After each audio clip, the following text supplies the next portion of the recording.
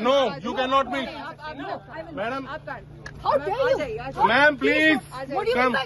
No no no no आप misbehave नहीं कर सकते हमारे स्टाफ के साथ।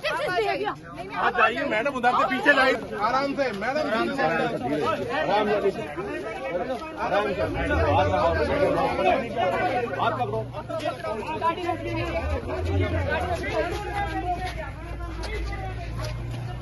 मैम जाइए मैम, आराम से मैडम, आराम से लग जाएगी ma'am. Please please, this is completely wrong. आप अंदर बैठिए। I am not. एक हाथ में उधर। कल हमें कंप्लेंट मिली थी कि यहाँ पे दिल्ली पुलिस के कुछ ऑफिसर्स दारू पी के खड़े थे। उन्होंने रेसलर्स के साथ लड़ाई करी, धक्कम धुक्का करा, उनको गालियां दी और इस पूरे घटनाक्रम में 2 लोगों को गंभीर चोटें आई। इसको इन्वेस्टिगेट करने के लिए, समझने के लिए और लड़कियों की मदद करने के लिए रात में 12 बजे मैं यहाँ पे पहुंची। मैं जब यहाँ पे पहुंची तो दिल्ली पुलिस की गुंडागर्दी की हद इतनी हो गई है कि मैं एक स्टैट्यूटरी पोस्ट पे हूँ, मैं अकेली थी, सिर्फ मेरे साथ एक काउंसलर थी और मुझे अंदर जाने की जगह मेरे साथ बदतमीजी करी गई, मेरे को धक्का दिया गया, मुझे मारा गया और मुझे जबरदस्ती गाड़ी के अंदर घुसाया गया और उसके बाद मुझे पुलिस स्टेशन लेकर जाया गया और वहाँ पे कई घंटों तक बिठाया गया।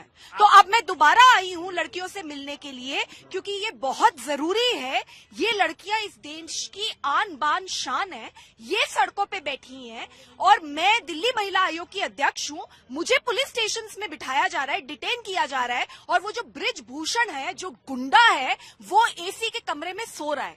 दिल्ली पुलिस उस आदमी को बचाने के लिए कितना नीचे गिरेगी और कितनी गुंडागर्दी पे उतरेगी। ये एक बड़ी बात है कि आप एक बड़ी पोस्ट पे हैं, महिलाओं को कंप्लेन किसने की थी? आपने कहा कि आपको कंप्लेन किसने की थी? नहीं, किसके इशारे पे? आपने कहा कि आपके पास कंप्लेन आई थी, कंप्लेन कब और किसने की थी और क्या कहा?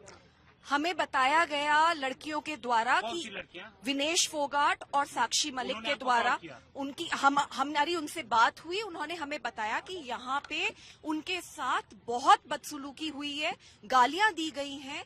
कुछ ऑफिसर्स थे जो उनके हिसाब से उन्होंने दारू पी रखी थी, धक्कम धुक्का हुआ है। उनके जो भाई हैं उनको बड़ी गंभीर चोटें आई हैं। तो उसको देखने के लिए, लड़कियों की मदद करने के लिए दिल्ली महिला आयोग की अध्यक्ष हूँ मैं, अकेले आई हूँ तो क्यों नहीं आऊंगी? मैं अभी भी आई हूँ और मैं कहना है कि सोमनाथ भारती की वजह से हंगामा शुरू हुआ। वो फोल्डिंग लेके आए थे, मना किया गया था 12 बजे के बाद यहाँ पर कोई नहीं आएगा। वो फोल्डिंग लेके आए थे और इस वजह से उनके समर्थक जो उनके साथ थे उन्होंने हंगामा शुरू किया। तब बीच बचाव में पुलिस को हल्के बल का प्रयोग करना पड़ा।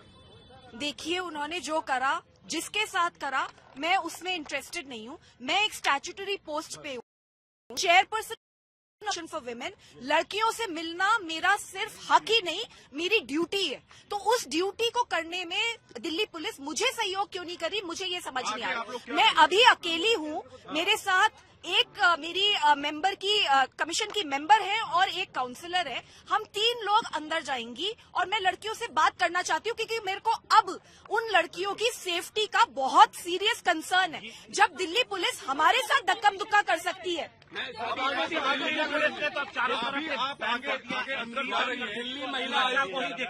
दिल्ली महिला आयोग के अध्यक्ष होने के नाते आपको लग रहा है कि इस पूरे प्रोटेस्ट का राजनीतिकरण हो रहा है? ये नहीं होना चाहिए, केवल उनको प्रोटेस्ट पे सहयोग करना चाहिए प्रशासन को।